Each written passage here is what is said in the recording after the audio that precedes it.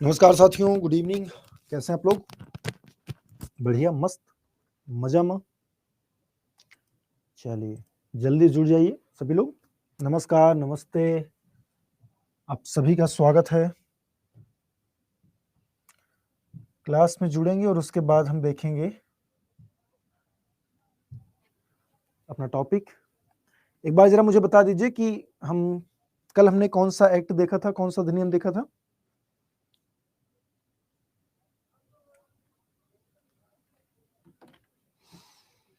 Good evening, good evening, good evening. 1833 completed.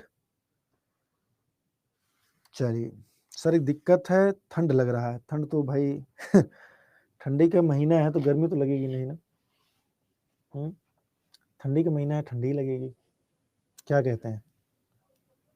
Charter act 1855 नहीं, 1833 है सही। Last was 1774। अनीस राज जी, आप बहुत पीछे हैं। 1774 नहीं है भाई,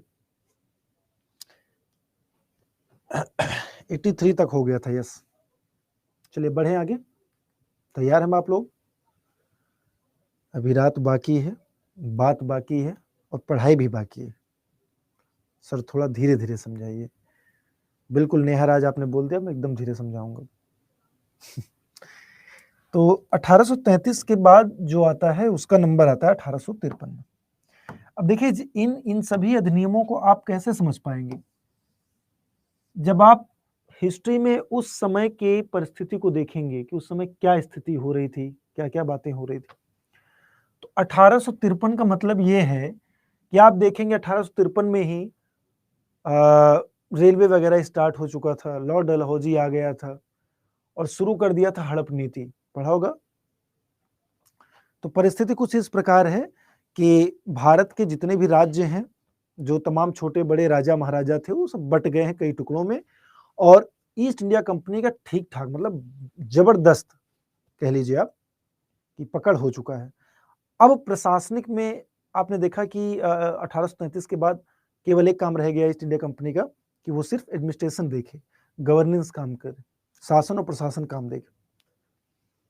तो अब प्रशासन को देख रही है ईस्ट इंडिया कंपनी, तो भाई चाहेगा ना कोई भी सरकार की, उसको हम बढ़ाएं, ज्यादा से ज्यादा क्षेत्रों को अपने अंडर में ले आए। वही हुआ।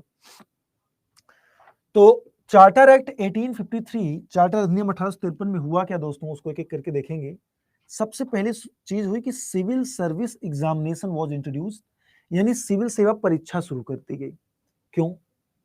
मैंने बताया ना कि जब आप परिस्थिति से कनेक्ट होंगे कि 1853 में कौन सी परिस्थिति हमारे देश में चल रही थी, तब आप समझ पाएंगे कि हमेशा जो भी नियम कायदे बनते हैं, कानून बनते हैं, वो परिस्थितियों के अकॉर्डिंग, समय के अकॉर्डिंग बनते हैं, टाइम के अकॉर्डिंग, कि हम किस टाइम में चल रहे हैं। समझ पा रहे हैं हम? आपने देखा कि 1833 में अब ईस्ट इंडिया कंपनी का काम केवल क्या है? एडमिनिस्ट्रेशन, एडमिनिस्ट्रेटिव बॉडी रह गई वो। कल मैंने बताया, अब जब एडमिनिस्ट्रेटिव बॉडी रह गई तो बहुत सारे, पहले क्या था, अब बड़े बड़े अधिकारी हैं तो बड़े बड़े अधिकारी चुन लेते थे कि भाई हाँ ये इंटेलिजेंट है, ज्यादा अधिकारी हमको नहीं चाहिए, 4-5 लोग, ठीक है, चुन लिए। लेकिन अब हमें अधिकारी ज्यादा मात्रा में चाहिए, ज्यादा मात्रा में चाहिए। अब ज्यादा मात्रा में चाहिए तो भाई टेस्ट लेना पड़ेगा ना, कि कौन है बेस्ट, जो कर पाएगा, आईएएस बन पाएगा, उसके अंदर क्षमता। तो इसके लिए टेस्ट शुरू हुआ। तो आप देखिए कि सिविल सर्विस एग्जामिनेशन इंट्रोड्यूस हुआ पहली बार 1853 में।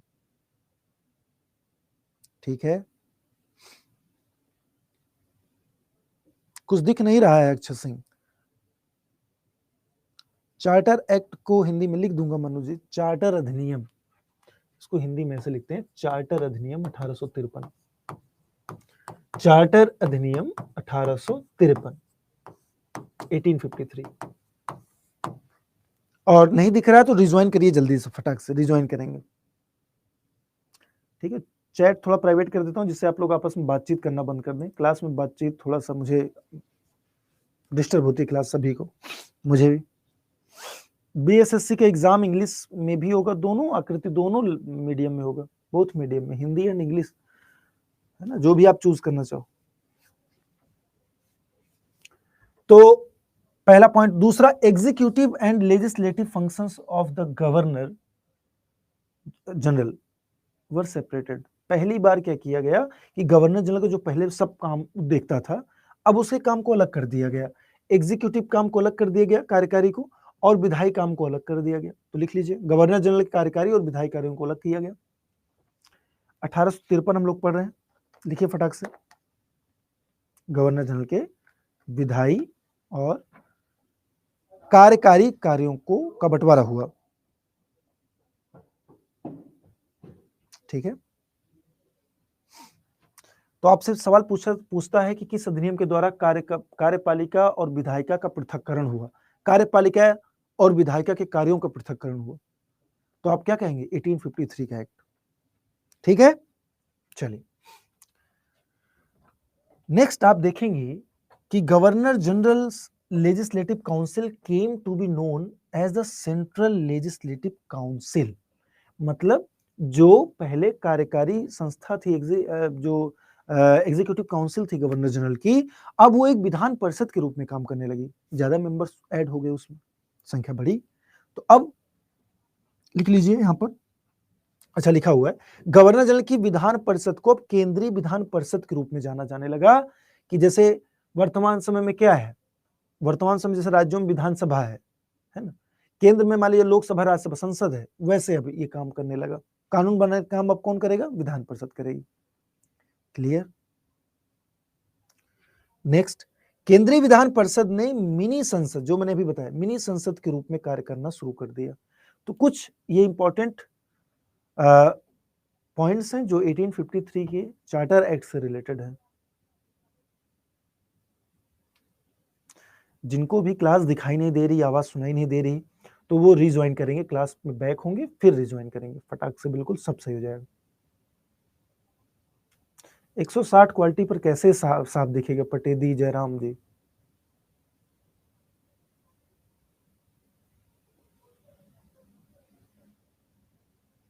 रुचि आवाज धीरे है क्या?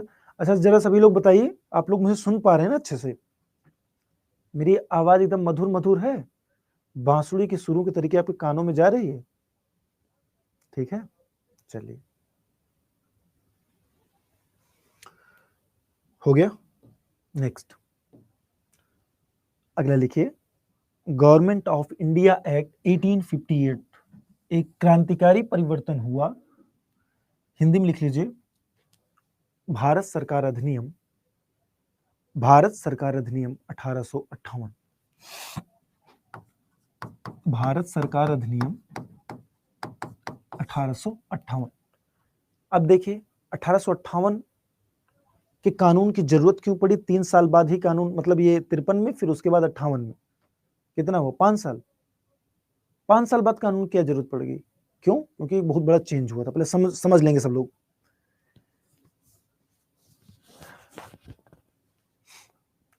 बहुत बड़ा चेंज ये हुआ था दोस्तों, जो एक लाइन छूट गई, पीडीएफ देता हूं, उसको आप वहां से कर लीजिएगा।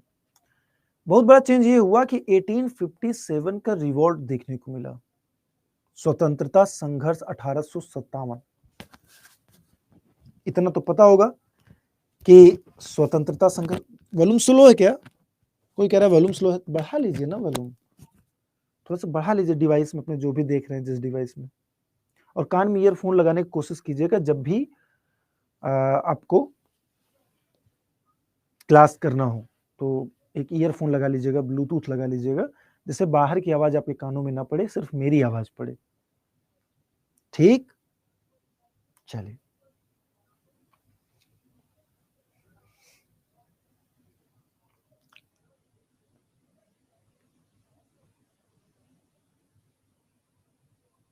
साउंड सही। साजिद अंसारी चलता है क्या कुछ रिप्लाई? साजिद, आप शायद सब्जेक्ट के बारे में पूछ रहे हैं कि कौन सब्जेक्ट चल रहा है ना? साजिद जरा आप आइए, आपसे थोड़ी बात कर लिया जाए, कुछ डाउट हैं आपके, मैं देख पा रहा हूँ। साजिद जरा आइए, आप अपने आप को अनम्यूट कीजिए और बोलिए जरा। हैंड रेज का ऑप्शन होगा ना, तो वहां पे हैंड रेज जरा कीजिए। तो मैं चाहता हूँ सभी स्टूडेंट्स से आपकी बातचीत हो जाए, मेरी भी हो जाए थोड़ा सा। जो भी क्वेरी है, हैंड रेज का ऑप्शन होगा, वहां पे हैंड रेज कीजिए जरा साजिद। यस, अनम्यूट कीजिए अपने आप को।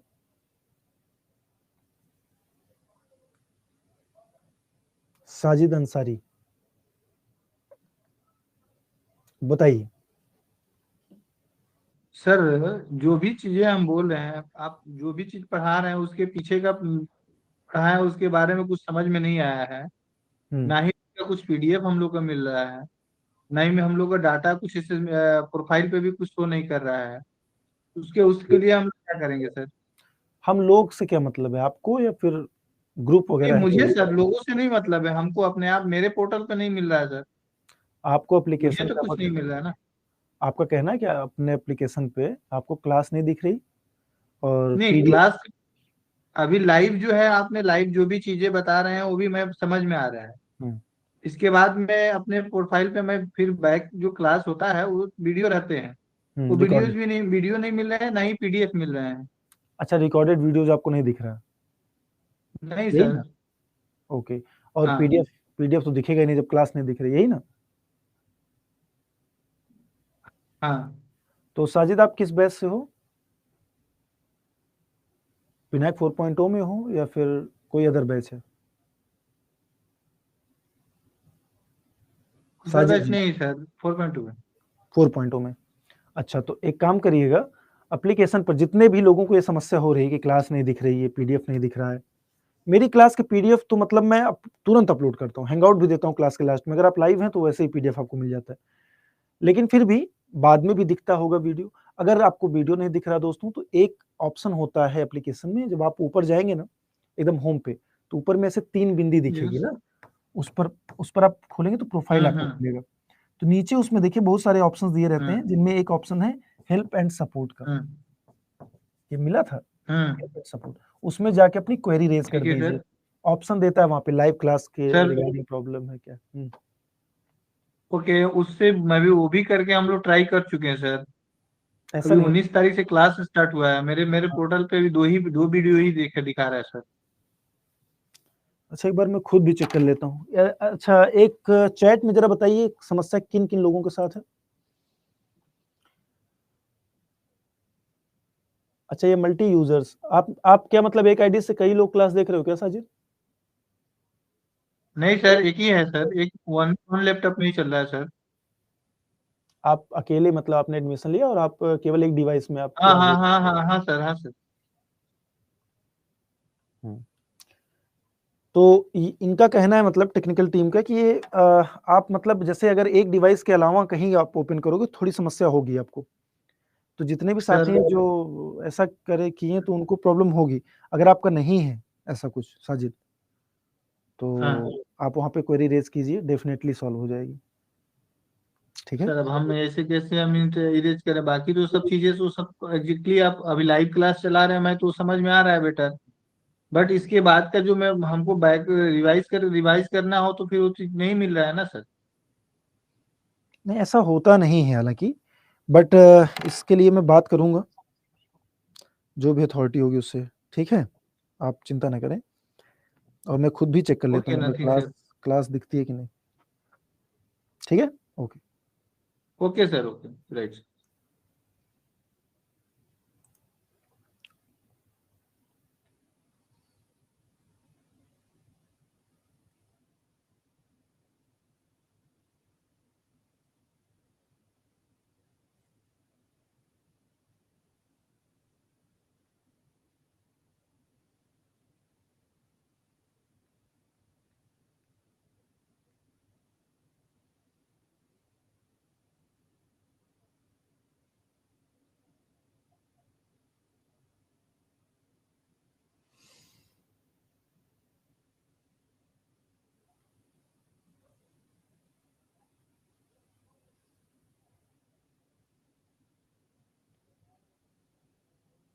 चलिए, तो आप लोग देख पा रहे होंगे दोस्तों, ये मेरा ये एप्लीकेशन है और इसमें सारी क्लासेस शो हो रही हैं, देखिए। और जो आपको समस्या है, तो समस्या के लिए यहाँ पे दिया गया भी है कि have a doubt post now, तो यहाँ पे पोस्ट भी कर सकते हैं आप। ठीक है ना? तो मुझे नहीं लगता कि अगर एप्लीकेशन में प्रॉब्लम होती तो मुझे क्यों ये सारी क्लासेस शो हो रही होती। देखिए आपके सामने, और लाइव भी दिखा रहा है, आने वाले कमिंग सून भी दिखा रहा है कि पार्ट 4 में क्या पढ़ाया जाएगा, पार्ट 3 में कौन सी क्लास चलेगी। तो ये तो मतलब फिर कुछ पर्टिकुलर लोगों के साथ है, फिर भी मैं इसको रिजॉल्व करवा दूंगा। मैं एक बार बात करूंगा उनसे कि अगर ऐसी प्रॉब्लम है तो क्यों है। डन, चलिए।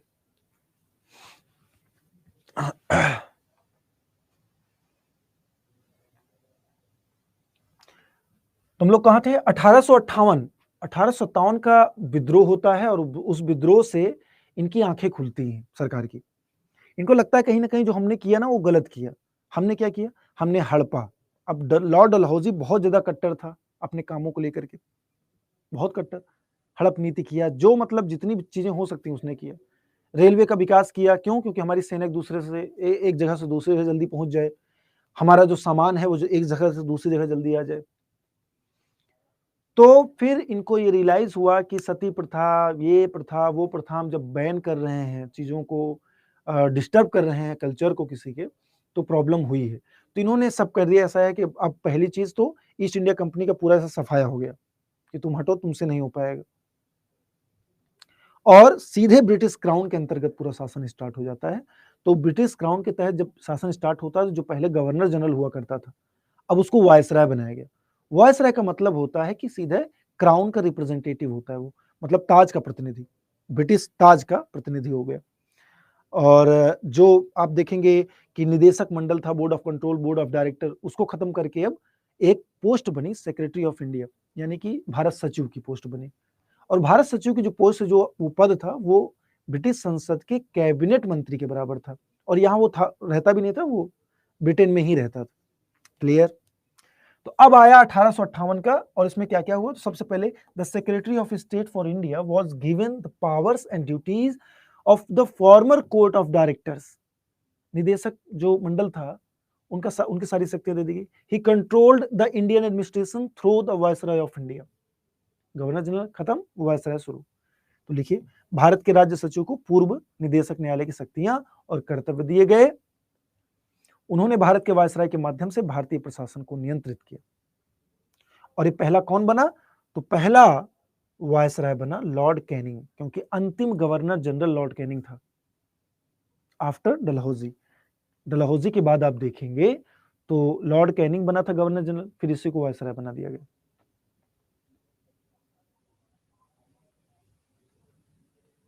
अब सारा रिप्लाई आपका लास्ट में होगा। जो भी क्वेरी है, जो भी डाउट है, क्लास के लास्ट में 5 मिनट में आप लोगों को दूंगा। आपके ये मेरा कमेंट नहीं पढ़ रहा, उनका सबके कमेंट पढ़ूंगा, सबसे बातचीत भी करूंगा। ठीक है, लास्ट का 5 मिनट अभी पढ़िए, जो जिसके लिए आपका समय बर्बाद हो रहा है, मेरा भी, तो टाइम को वेस्ट ना करें। क्वेश्चन कैसे पूछा जाएगा तो ये मैं बाद में बताऊंगा। चलिए, नोट कर लिया दोनों पॉइंट? मुझे लगता है नोट कर लिया होगा अब तक।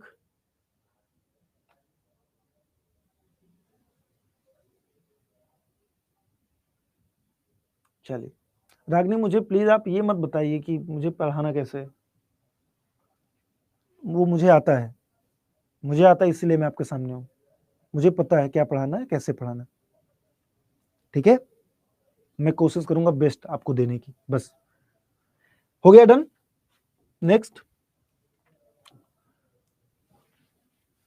नेक्स्ट लिखिए 1861 का अधिनियम। इसमें एक दो बातें इंपॉर्टेंट हैं, तो लिखिए इंडियन काउंसिल एक्ट, भारत परिषद अधिनियम या भारतीय परिषद अधिनियम 1861।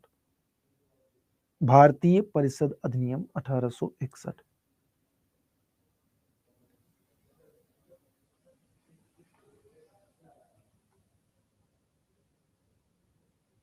बैक कर दें, अभी नहीं दिखाई दिया, लिख लीजिए, बैक कर दिया।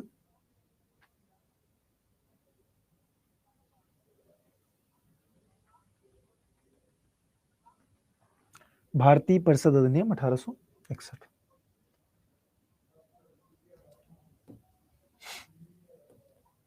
कुल मिलाकर के 1858 में क्या क्या लिखना है तो मैं बता देता हूं ऐसे ही, आप देखिए याद कैसे होगा। अब 1858 में 2-3 बातें इंपॉर्टेंट है। पहली बात क्या? पहली बात, एक नया पद बना, एक नया पद बनाया गया, नई पोस्ट बनी, वो थी भारत सचिव की पोस्ट, इंडियन सेक्रेटरी। ठीक है, भारत सचिव की पोस्ट बनी। और ये भारत सचिव किस पद पर आया? क्या दो चीजें खत्म हुई? तो दो चीजों के खत्म, मतलब दो चीजों पर, ये निदेशक मंडल जो पहले था, बोर्ड ऑफ डायरेक्टर, निदेशक मंडल, और बोर्ड ऑफ कंट्रोल, नियंत्रक बोर्ड, बोर्ड ऑफ कंट्रोल, नियंत्रक बोर्ड। इनका सफाया दोनों को हो गया और भारत सचिव की नई पोस्ट बनी। ठीक है, पहली बात। दूसरी बात क्या हुई इसमें दोस्तों? दूसरी बात हुई, जो गवर्नर जनरल था अब ये वायसराय के नाम से जाना जाने लगा। और ऐसे पहले वायसराय कौन बने? Lord Canning. Lord Canning first viceroy, प्रथम वायसराय। तीसरा जो चेंज हुआ इसमें वो ये था कि ईस्ट इंडिया कंपनी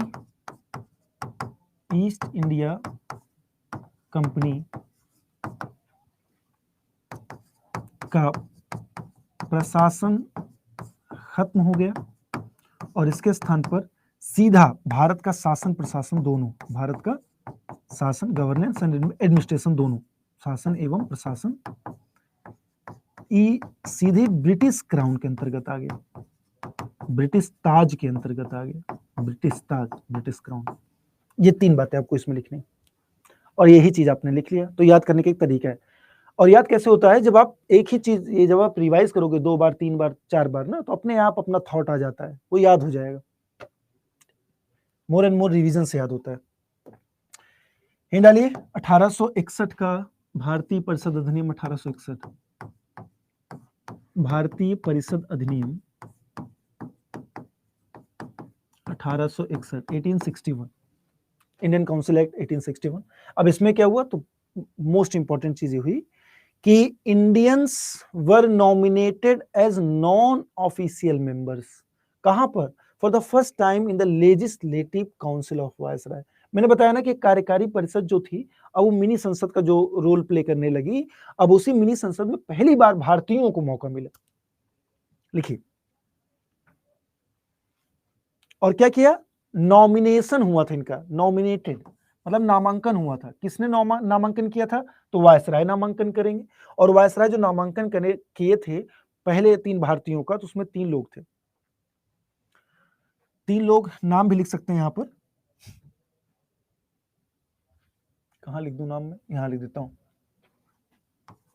बनारस के राजा, किंग ऑफ बनारस, पटियाला के महाराज, पटियाला के महाराज, और सर दिनकर राव। ये 3 लोग थे जिनको लॉर्ड कैनिंग ने क्या किया था?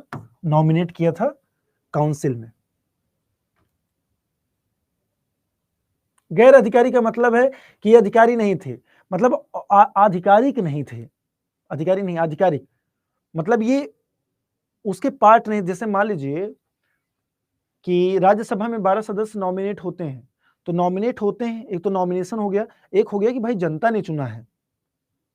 तो वैसे ही सरकारी नहीं थे, ये गैर सरकारी सदस्य थे। नॉन ऑफिशियल को आप गैर सरकारी भी लिख सकते हो।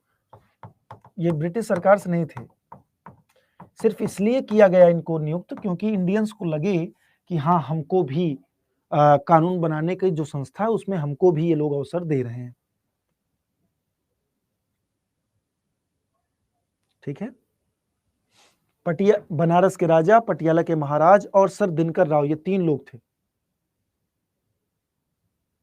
बनारस के राजा, पटियाला के महाराज और तीसरे सर दिनकर राव। इन 3 लोगों को लॉर्ड कैनिंग ने नॉमिनेट किया था पहली बार लेजिस्लेटिव काउंसिल में। क्लियर? चलिए, प्रांतों और केंद्र में विधान परिषदों की स्थापना की गई। केंद्र में तो ऑलरेडी थी, अब प्रांतों में, प्रोविंस जितने भी थे, उन प्रोविंसेस में भी लेजिस्लेटिव काउंसिल की स्थापना की गई। और सबसे इंपॉर्टेंट चीज जो कई बार परीक्षा में पूछा जाता है, अध्यादेश की शक्ति गवर्नर जनरल को दी गई, यानी वायसराय को दी गई। अध्यादेश जारी करने की शक्ति, the power of ordinance given to the governor general और वायसराय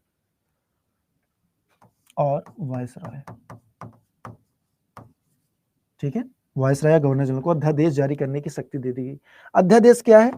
अध्यादेश दरअसल कानून की तरह होता है। कानून की तरह,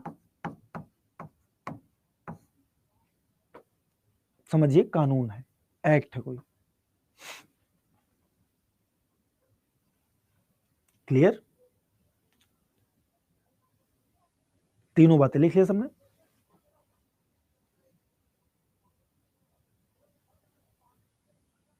लिख लिया? Done, okay, very good. तो ये 1861 में हुआ। एक चीज मैं आप लोगों को बताना चाहूंगा कि मैक्सिमम आप में से ऐसे लोग होंगे ना कि पढ़ना तो इंपॉर्टेंट है, जैसे मैं नोट्स बनवा रहा हूँ पॉलिटी का, कॉन्स्टिट्यूशन का, मैथ का, रीजनिंग के, या अदर सब्जेक्ट्स जो हैं, साइंस है। नोट्स के साथ साथ एक और सोर्स हमारे पास होना चाहिए बेहतरीन तैयारी के लिए। जैसे एक तो हो गया, सोर्सेज दो होते हैं ना, पढ़ाई के दो सोर्स हैं, एक टीचर जो आपको नोट्स बनवाता है, बढ़िया पढ़ाता है, समझाता है चीजों को, और दूसरा क्या, कि जहां पे प्रॉपर वे में कंटेंट हमारे पास हो, वो है बुक्स। ठीक है, तो बुक्स जरूर रिफर करिएगा। जैसे मान लीजिए कि मैं पढ़ा रहा हूं कॉन्स्टिट्यूशनल डेवलपमेंट, तो अब बुक से पढ़िए उस चैप्टर को, तो और समझ विकसित होगी आपकी। ठीक है, जो जितने लोगों के पास बुक नहीं, अच्छा बुक मान लीजिए लेना है, तो हमारे यहाँ भी आप लोग जानते हैं कि बुक अवेलेबल है, ऐप पर आप जाओगे तो वहाँ पे बुक्स भी मिल जाएंगी आपको, और वो चाहे मैथ की बुक है, रीजनिंग की बुक है, जीके जीएस की बुक है। तो अगर आपके पास बुक्स है तो लेने की जरूरत नहीं है, लेकिन हाँ, अगर आप केवल एसएससी के लिए लेना चाहते हो, बुक्स आपके पास नहीं है, तो आप इन 3 बुक्स को जरूर आपको मैं रिफर कर रहा हूँ, रिकमेंड कर रहा हूँ। 3 बुक्स हैं, रीजनिंग की अलग बुक है, मैथ की अलग बुक है, और जीके जीएस की कंबाइंड बुक है। ठीक है, और ये तीनों बुक्स जो हैं वो आपके घर कुरियर हो जाएगी, मतलब फिजिकल फॉर्मेट में मिल जाएगी आपको, और इसमें फीस जो भी होगी उस फीस में कमी भी हो जाएगी जब आप ये कूपन कोड लगाएंगे, Y728 यस लगाएंगे ना, ये कूपन कोड, तो उसमें कम भी फीस हो जाएगी। मुझे लगता है 500 कुछ रुपए में आपको तीनों बुक घर पर बिल्कुल मिल जाएंगी। तो जरूरी है, अगर आपके पास बुक है तो बुक से पढ़ते रहिएगा। जैसे कॉन्स्टिट्यूशनल डेवलपमेंट खत्म हुआ, अब कॉन्स्टिट्यूएंट असेंबली हम पढ़ेंगे, तो कॉन्स्टिट्यूएंट असेंबली भी आप कम से कम, ऐसा होगा ना कि कल क्या क्लास चलने वाली है, हम थोड़ा सा पढ़ के चलें, तो हम ज्यादा कनेक्ट कर पाते हैं। तो मेरी आप लोगों से गुजारिश है, अपनी तैयारी को ना एकदम प्रॉपर रखिएगा, सिस्टमैटिक बिल्कुल, कहीं से कोई भी दिक्कत ना हो कि हमने ये किया होता तो वो हो जाता, पछताने के लिए कुछ हो ना, सब करिए। इंग्लिश एंड मैथ, हिंदी दोनों में है वो बुक, दोनों फॉर्मेट में कर किया। देखिए सिमरन गुप्ता कह रही हैं कि हम परचेज, बढ़िया है बुक। देखिए तो बुक वो आपके लिए दरअसल डिजाइन किया गया, आपके सिलेबस के अकॉर्डिंग ही डिजाइन किया गया उस बुक को, फिजिकल फॉर्मेट में बिल्कुल। चलिए नेक्स्ट हेडिंग डालिए। इंडियन काउंसिल एक्ट 1892, भारत परिषद अधिनियम या भारतीय परिषद अधिनियम, भारतीय परिषद अधिनियम 1892, अधिनियम 1892। अब देखिए इसमें क्या हुआ। जीके जीएस का प्राइस ये बहुत ही नॉमिनल प्राइस है, मतलब आप मार्केट में लेने जाओगे तो महंगी पड़ेगी। वो बुक्स आपको फ्लिपकार्ट पे, अमेजन पे भी मिलेगी, लेकिन वो महंगी पड़ेगी, क्योंकि वहां पे कूपन कोड थोड़ी लगा पाइएगा, है ना। तो चलिए, और कैप्सूल भी है, कैप्सूल भी आपको इंग्लिश हिंदी दोनों में मिलता है, वो फ्री है, वो मैंने ही दिया है आप लोगों को, तो एकदम बिल्कुल फ्री है। जीके जीएस का है कैप्सूल, बिल्कुल फ्री।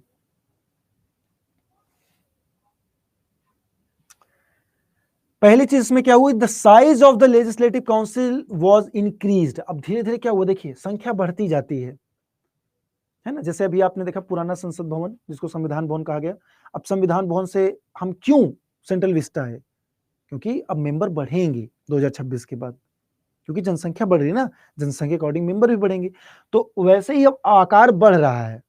ठीक है, पहले आपने देखा स्टार्टिंग 4 मेंबर्स हुआ था, फिर वो 3 मेंबर्स हो गए थे पिट्स इंडिया एक्ट में, फिर धीरे धीरे बढ़ते गए। अब इसका और आकार बढ़ा, विधान परिषद का आकार बढ़ा, मतलब सदस्य संख्या बढ़ाएगी, नंबर ऑफ मेंबर्स इंक्रीज किए गए, सदस्य संख्या बढ़ाई गई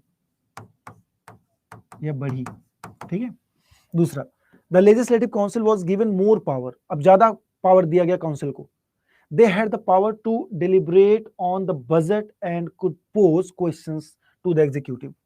अब बजट पर विचार विमर्श करने की आजादी मिली, विचार विमर्श करने का अधिकार मिला किसको? इंडियन काउंसिल को, सॉरी लेजिस्लेटिव काउंसिल को।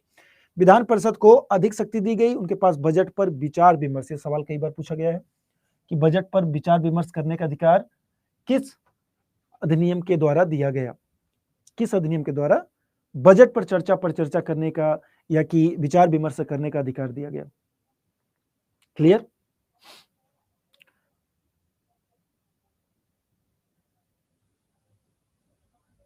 पढ़ाएंगे डीके सर, क्यों नहीं पढ़ाएंगे? क्लास तो चलने लगी डीके सर की ना, क्लास उनकी चलती है। Next, indirect elections were introduced for the first time, पहली बार अप्रत्यक्ष ही सही लेकिन चुनाव व्यवस्था शुरू की गई। चुनाव व्यवस्था, अब नॉमिनेशन नहीं, अब चुनाव होगा। किसका? लेजिस्लेटिव काउंसिल के जो मेंबर्स हैं, अब उनका अप्रत्यक्ष चुनाव होगा, इनडायरेक्टली। चुनाव दो प्रकार के होते हैं दोस्तों, एक डायरेक्ट और दूसरा इनडायरेक्ट। डायरेक्ट इलेक्शन का मतलब है कि जब हम लोग आम जनता जब सीधे अपने रिप्रेजेंटेटिव को चुनती है, वोट करती है उनको, तो उसको हम बोलते हैं डायरेक्ट इलेक्शन। इनडायरेक्ट इलेक्शन उसको बोलते हैं जिसमें हम मतलब आम जनता सीधे वोट नहीं करती अपने रिप्रेजेंटेटिव को, प्रतिनिधि को, बल्कि किसी और को वोट किया और उसने फिर उनको वोट किया। जैसे राज्यसभा में होता है, जैसे प्रेसिडेंट के इलेक्शन होता है, प्रेसिडेंट को हम आप वोट करते नहीं करते डायरेक्ट, तो उसको अप्रत्यक्ष चुनाव व्यवस्था बोलते हैं। तो इसमें अप्रत्यक्ष चुनाव व्यवस्था की शुरुआत हुई थी, मतलब डायरेक्ट जनता वोट नहीं कर रही है। क्लियर? नेक्स्ट, हो गया यहां तक? बुक कैसे लें मैं बताता हूं। देखिए, जैसे एप्लीकेशन ओपन करेंगे आप लोग ना, एप्लीकेशन ओपन करेंगे तो मैं एप्लीकेशन में दिखाऊं किस में दिखाऊं? इसी में दिखा देता हूं।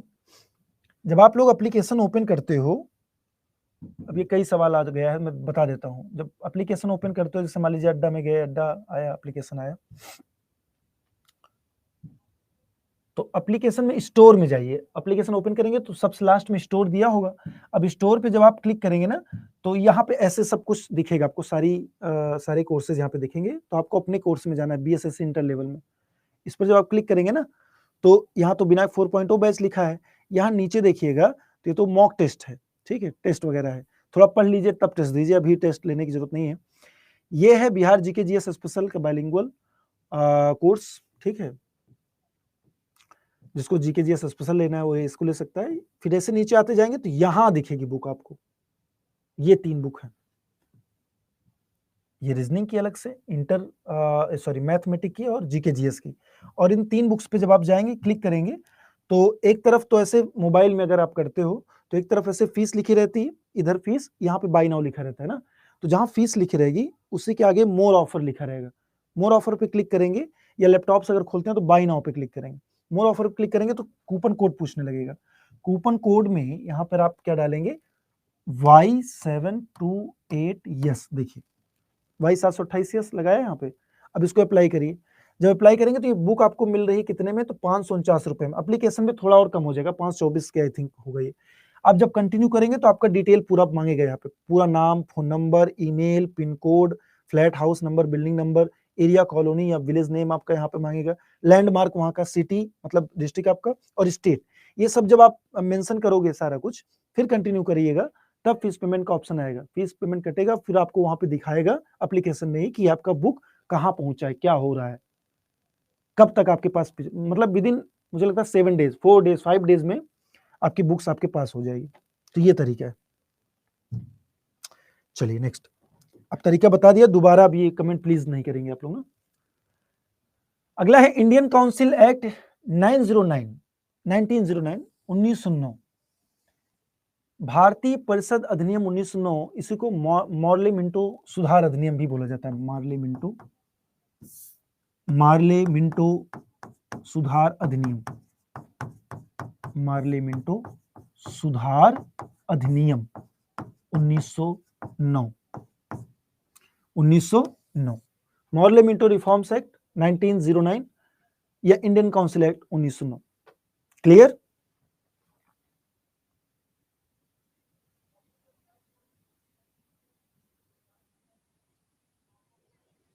डन? डाला। अब ये मार्ले मिंटो क्या है? ये मार्ले और मिंटो क्यों इसको बोला गया? तो मार्ले जो थे ना, वो भारत सचिव थे, इंडियन सेक्रेटरी, भारत सचिव। और मिंटो कौन थे? तो मिंटो उस समय वायसराय थे, मिंटो वायसराय थे।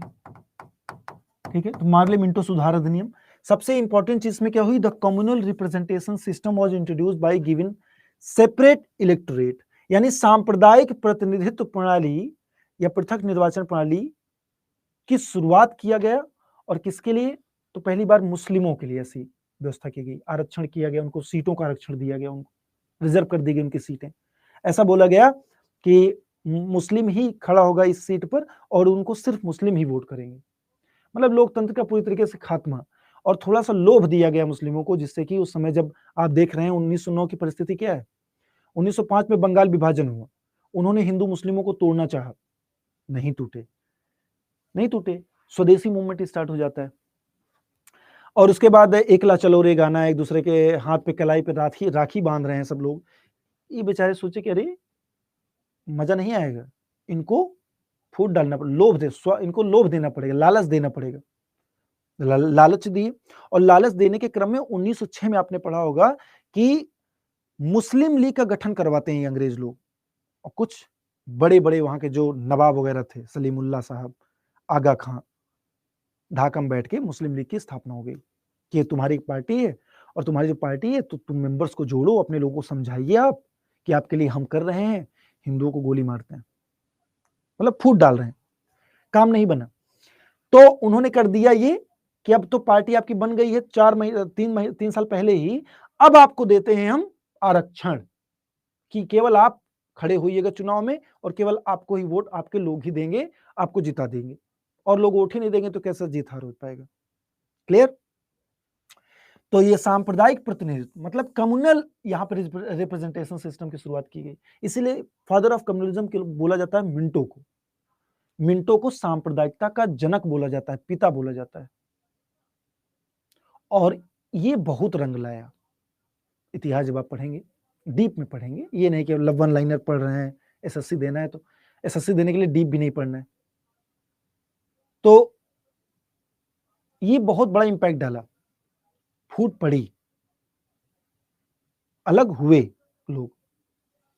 और ये अलगाव फिर आप देखेंगे कहीं ना कहीं लास्ट में पाकिस्तान एक नया ही देश बन गया। तो अलगाव की शुरुआत, जबरदस्त शुरुआत यहीं से हुई। क्लियर? जो प्रबुद्ध मतलब बड़े बड़े लोग थे, उच्च वर्ग के थे, इलीट क्लास के थे, वो लोग अब पूरी तरीके से अंग्रेज के चमचे बन गए। समझ में आया?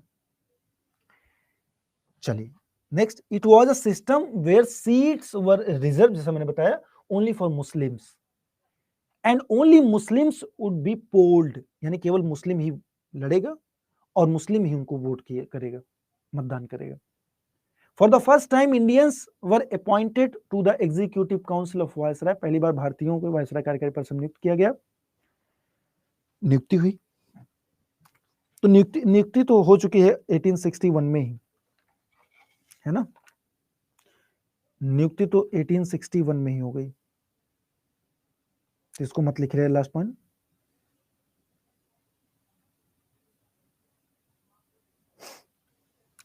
पहली बार भारतीयों को, भारतीयों शब्द गलत लिखा है यहां पे, इंडियंस नहीं, इंडियन। एक भारतीय थे सत्येंद्र प्रसाद सिन्हा, नाम लिख देता हूं मैं, सत्येंद्र प्रसाद सिन्हा, इनको नियुक्त किया गया एग्जीक्यूटिव काउंसिल में। सत्येंद्र प्रसाद सिन्हा वहां पर लिख लीजिएगा।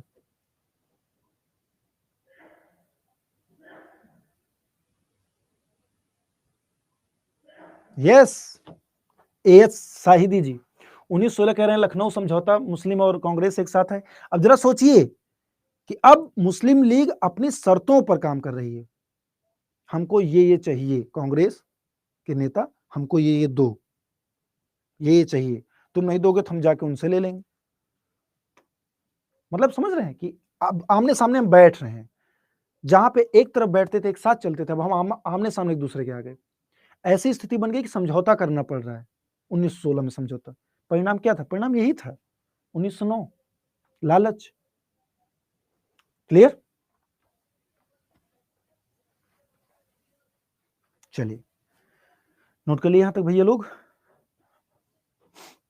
गाना नहीं गा रहा हूँ आयुष, वंस मोर। अरे उसको वीडियो को बाद में से थोड़ा फिर से पढ़ लीजिएगा, ऐसा थोड़ी एक के बार पढ़ा दिया अब खत्म। ऑफलाइन बैच है, ऑनलाइन बैच है, रिकॉर्डेड में वीडियोस पड़ा रहेगा, फिर से देख लीजिएगा, नहीं समझ में आएगा। जो रिकॉर्डेड देखा वो तंग आ जाएगा, ए सर क्या आप वही बार बार बता रहे हैं। हाँ कमेंट आता है, और आपको पता है ऐसे भी स्टूडेंट्स हैं जो रेटिंग का ऑप्शन आता है, रेटिंग कम कर देते हैं। ऐसे भी महान प्राणी मौजूद हैं पृथ्वी पर। ऐसा अक्सर रिकॉर्डेड क्लास में होता है, और वो इरिटेट हो जाते हैं कि अरे सर बार बार वही चीज बता रहे हैं। अब उनको क्या पता है कि ये आपकी वजह से बता रहे हैं। चलिए हो गया। नेक्स्ट अगला हेडिंग डालिए। Government of India act 1919 Montagu Chelmsford reform. अब देखिए एक नया सिगूफा आया इनके द्वारा, मॉन्टेग्यू चेम्सफोर्ड सुधार अधिनियम। मॉन्टेग्यू चेम्सफोर्ड, अब जब मॉन्टेग्यू चेम्सफोर्ड लिख रहा हूं तो आपके समझ में आ गया होगा कि मॉन्टेग्यू कौन थे। सुधार अधिनियम 1919। मॉन्टेग्यू भारत सचिव थे और चेम्सफोर्ड कौन थे, वायसराय ना। मॉन्टेग्यू भारत सचिव, चेम्सफोर्ड वायसराय। इसमें क्या हुआ, तो इसमें बहुत ही अच्छी चीज ये हुई कि बाइकैमलिज्म की शुरुआत हुई। द्विसदनीयवाद पहली बार पेश किया गया, यानी केंद्र में जैसे अभी आप देखते हैं द्विसदन का मतलब है कि संसद के दो सदन है, लोकसभा राज्यसभा, समझिए पहले उसके बाद लिखिए, लोकसभा और राज्यसभा है। तो ऐसी शुरुआत हुई सबसे पहले 1919 में। केंद्रीय विधान परिषद, आपने देखा कि केंद्रीय विधान परिषद तो बन गया, अब केंद्रीय विधान सभा भी बनाई गई सेंट्रल लेवल पर, केंद्र स्तर पर। द्विसदनीयवाद पहली बार पेश किया गया, समझ में आ गया होगा, नोट करिए।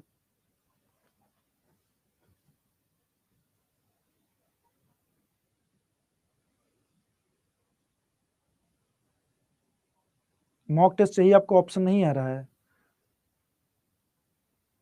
चलिए तो मैं मॉक टेस्ट का भी वही सेम प्रकार है, वैसे ही ले, जैसे बुक परचेज करते हो आप, है ना, वैसे ही मॉक टेस्ट भी परचेज कर लोगे। लेकिन कूपन कोड यही रहेगा, Y728 यस लगाना होगा आपको, जैसे मैंने लगाया और अप्लाई करके दिखाया था आपको ना। तो मॉक टेस्ट के लिए भी, बुक के लिए भी यही।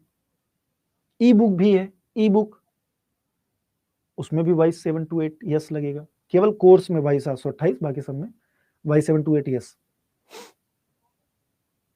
आपका एड्रेस नहीं आ रहा, बहुत सारे ऐसे हैं जो जिनका एड्रेस उसमें शो नहीं होगा, मतलब आप पिन कोड डालोगे तो दिखा देगा कि यहाँ पर कुरियर नहीं हो सकती। तो कोई बात नहीं, आप एक काम करिए, जो सिटी एरिया में है, टाउन एरिया में कोई आपका रिलेटिव होगा, दोस्त यार मित्र होंगे, तो उनका एड्रेस उसमें डाल दीजिए, ठीक है, जहां पे बुक इजिली पहुंच जाए 4 दिन में। कैप्सूल ऐसे ही फ्री मिलेगा, पीडीएफ है वो, पीडीएफ मैंने दिया है फ्री ऑफ कॉस्ट, वो घर पे नहीं जाएगा, बुक्स घर पे जाएंगी आपकी। पॉलिटी पूरी कहाँ हो बाबू, आप पढ़ चुके हो, तो ये नया बैच है ना, अब आपको एक्सेस मिल गया, लेकिन इसमें ये नया बैच है, इसमें तो पढ़ाना पड़ेगा। चलिए next, dyarchy a scheme of dual governance was introduced in the provincial subject. ये आपने पढ़ा भी होगा कि द्वैध शासन की शुरुआत हो गई प्रांतों में, प्रांतीय विषयों में दोहरे शासन की एक योजना शुरू की गई, यानी मॉन्टेग्यू चेम्सफोर्ड सुधार अधिनियम के द्वारा प्रांतों में द्वैध शासन शुरू किया गया, डायरकी सिस्टम।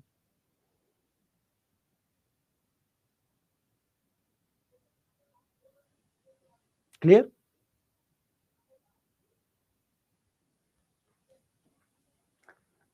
नेक्स्ट, पहली बार भारत में लोक सेवा आयोग की स्थापना का प्रावधान हुआ। अगला, सांप्रदायिक प्रतिनिधि ईसाइयों, जो अभी मुस्लिमों को दिया गया था, वो ईसाइयों को, एंग्लो इंडियंस को, सिखों तक भी बढ़ा दिया गया, वो सबको दे दिया गया। और देखिए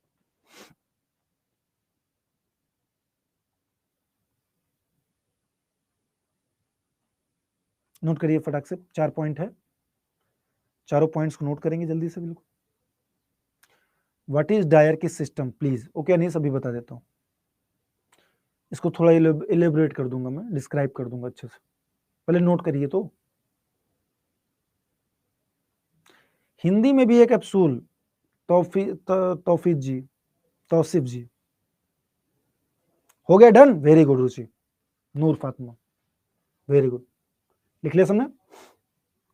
चलिए अब देखिए डायरकी सिस्टम क्या है। डायरकी सिस्टम, द्वैध शासन शुरू किया गया, मैंने बताया द्वैध शासन, कहां पर, प्रांतों में, प्रांतों में, केंद्र में नहीं, प्रांतों में। प्रोविंसेस में। द्वैध शासन क्या था? जितने भी कानून विषय थे, कानून बनाने वाले विषय थे, जैसे आप देखते हो अभी केंद्रीय सूची, समवर्ती सूची, राज्य सूची, तो ऐसे कानून बनाने वाले जितने विषय थे उनको दो पार्ट में डिवाइड कर दिया गया। एक तो ट्रांसफरेबल, हस्तांतरणीय विषय, हस्तांतरणीय, ट्रांसफरेबल सब्जेक्ट्स, जो कि इस पर कानून कौन बनाता था? Council, legislative council.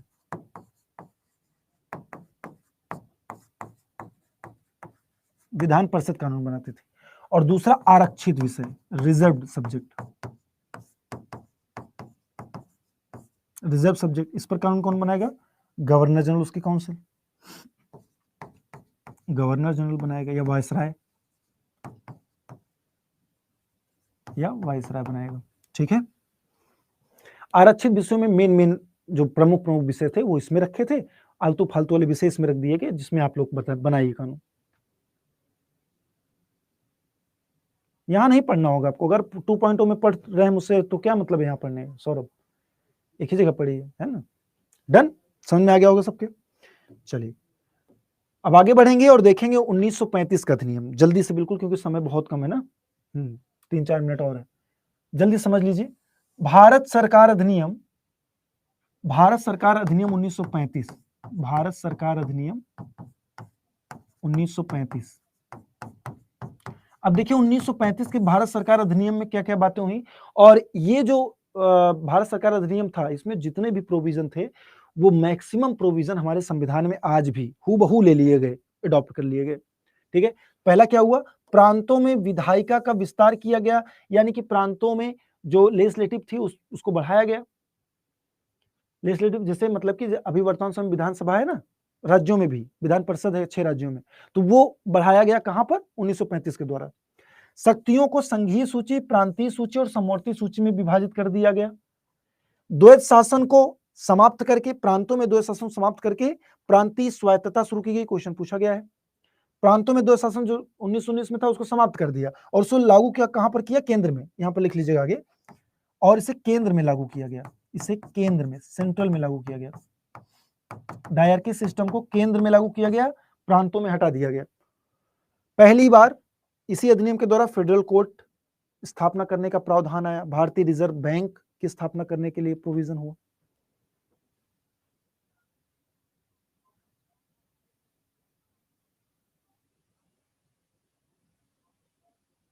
ठीक है,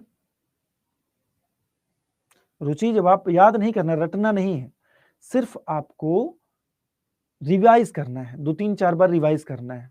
अभी ये नहीं कि एक ही दिन बैठे पूरा एकदम रिवाइज कर डाले, अलग अलग दिनों पे। सर आप स्माइल क्यों नहीं करते? क्योंकि पढ़ा रहा हूं ना, सीरियस है ये थोड़ा। स्माइल तो मैं करता हूं, मैं मेरे ज्यादा खुश जो है मिजाज मुझे नहीं लगता कोई है, मैं बहुत खुश मिजाज हूं। याद वो मेरे ऊपर छोड़ दीजिए, जितने लोग टेंस्ड हैं कि याद नहीं हो रहा समझने, वो मेरे ऊपर छोड़ दीजिए, डोंट वरी, सब कुछ मैं याद करवा दूंगा। एकदम आप लोगों को ना जैसे बर्तन घिस घिस मांज दिया जाता है वैसे मांज दूंगा, सब तैयार हो जाएगा आपका। अभी शुरुआत है ना, थोड़ा आप लोग टेंस्ड हो रहे हैं कि कैसे याद होगा, कैसे क्या होगा। नोट कर लिया सबने?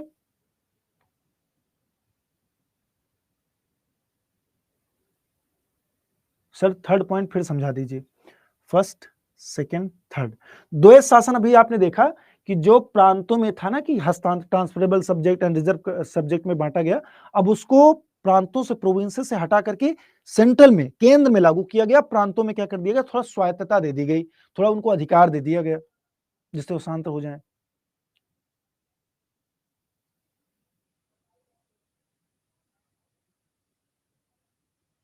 प्रियंका, हम इसको केंद्र राज्य संबंध में पढ़ेंगे, सूची अभी मत पढ़िए, अभी सिर्फ ये जानिए कि सूची के प्रावधान ये आ गया था 1935 में, और समवर्ती सूची कंकरेंट लिस्ट कहां से लिया गया?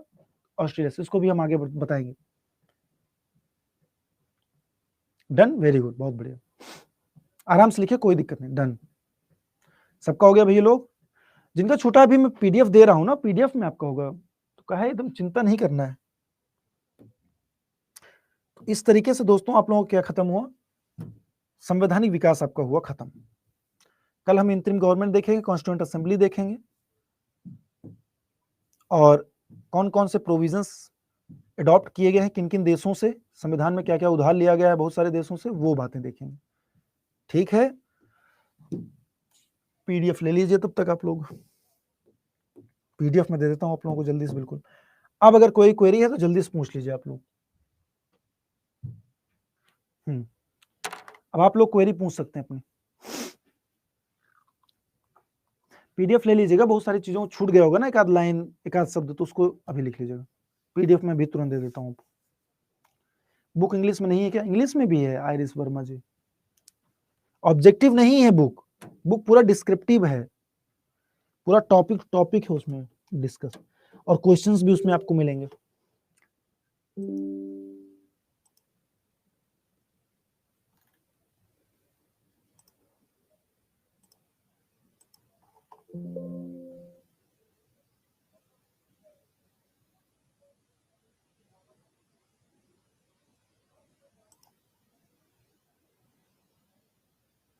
ये देखिए मैंने पिन कर दिया ऊपर, एकदम ऊपर पिन कर दिया है, पीडीएफ सब लोग देख लें। एग्जाम आपका फरवरी लास्ट या मार्च तक जाएगा, फरवरी या मार्च में ना, फरवरी लास्ट या मार्च में। बहुत अच्छा लगा, धन्यवाद, thank you so much sir. केवल जीके, हाँ यस, अगर आप केवल मैथ लेना चाहते हो, केवल जीएस लेना चाहते हो तो वो भी ऑप्शन आ गया, ऐसे मिलेगा। ये तो कंबाइंड मैंने बता दिया था, फिर अलग अलग बुक्स भी का भी ऑप्शन है। अगर आप केवल जीके जीएस लेना चाहते हो, केवल जीके जीएस आप तक पहुंच जाएगी। कूपन कोड यही लगाना है Y728 यस, जिससे कि आपको ज्यादा डिस्काउंट मिल पाए। ठीक है ना, चलिए धन्यवाद धन्यवाद। बेस्ट क्लास बता रहे हैं तो आप लोग बताइए भी, जब मैं क्लास को अभी एंड करूंगा तो वहां पे रेटिंग का ऑप्शन आता है और फीडबैक का भी, आप लोग लिख सकते हो क्वेश्चन आंसर कैसा पढ़ा रहे हैं, क्योंकि जब आप लोगों का फीडबैक मैं पढ़ता हूँ तो मुझे थोड़ा अच्छा लगता है कि समझ में आ रहा है, ठीक है, चीजें चल रही है। ठीक है ना, thank you so much, good night all of you and जय हिंद जय भारत। कल एकदम टाइम पे मिलेंगे, और आप सभी लोग दोस्तों 5 PM to 6 PM पर आइए, जीके जीएस की प्रैक्टिस करते हैं हम यूट्यूब पर, आप सबको आना है, वो आपके लिए क्लास है यूट्यूब पर जो हम प्रैक्टिस करते हैं क्वेश्चंस की, तो आप सभी लोग उसमें आइए, जबरदस्त प्रैक्टिस होती है। ठीक है, आपका उस समय कोई बैच भी नहीं होता है, कोई पेड क्लास भी नहीं होती है, तो एकदम आइए दमदार तरीके से। धन्यवाद धन्यवाद धन्यवाद, thank you, good night to all of you, take care, bye bye.